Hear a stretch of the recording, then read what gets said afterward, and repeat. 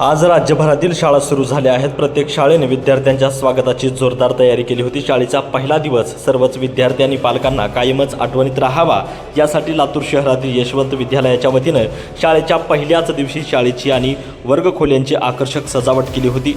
देखणी रांगोळी आणि सजावटीमुळे शाळेचं वातावरण प्रसन्न झालं होतं। तर शाळेत येणाऱ्या प्रत्येक विद्यार्थ्यांना गुलाब पुष्प आणि लाडू देऊन विद्यार्थी आणि पालकांचं स्वागत करण्यात आलं। तब्बल महिनाभरानंतर शाळेचं प्रारंभ विद्यार्थ्यांनी फुलून गेला आहे।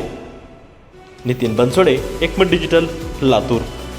शिवछत्रपती शिक्षण संस्था संचलित यशवंत प्राथमिक विद्या मंदिर नांदेड रोड येथे 15 जून हा शाळेचा पहिला दिवस आणि शासनाच्या नियमानुसार शैक्षणिक वर्ष 26-27 मध्ये पहिलीच्या विद्यार्थ्यांचं नूतन प्रवेशोत्सव साजरा करण्यात आला आणि हा प्रवेशोत्सव साजरा करण्यासाठी शिवछत्रपती शिक्षण संस्थेचे उपसचिव आदरणीय उद्धवरावजी पाटील साहेब हजर होते।